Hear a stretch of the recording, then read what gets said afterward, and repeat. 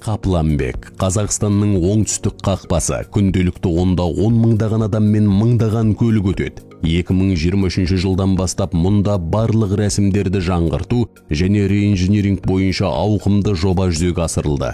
Бүгінгі таңда Қапланбек өткізу пункт арқылы күніне 50 мыңға дейін жолаушы өтеді. Бекет заманауи бақылау құралдарымен жабдықталған, радиациялық детекторлар, жылу камералары, салмақ пен көлем өлшегіштер, инспекциялық байқау кешендері және багажды бақылау үшін рентген аппараттары адамдарды кешіктірмей тексереді. Орташа өту уақыты жекелеген тұлғалар үшін 5 минут, жеңіл автокөліктер үшін 10 минуттан аспайды. Жүргізушінің құжаттары көлік кабинасынан шықпай-ақ сканерленеді. Барлығы кеден бір тұтас цифрлық жүйесінде және бір терезе қағидасымен интеграцияланған бақылауда жүзеге асады. Алаң көлемі 3000 шаршы метрден 6000 шаршы метрге дейін ұлғайтылды.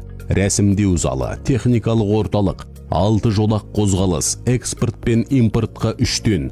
Қапланбек қазіргі заманғы жолаушылар торабына айналды. Мұнда әр минут қозғалысы экономика мен халықтың жайлылығы үшін қызмет етеді. Туристерге ыңғайлылық, жылдамдық және қауіпсіздік, бизнестің тұрақты клиент ағыны мен жаңа мүмкіндіктер, мемлекетке туризмнен түсімнің өсуі мен экономикалық қауіпсіздіктің нығаюы.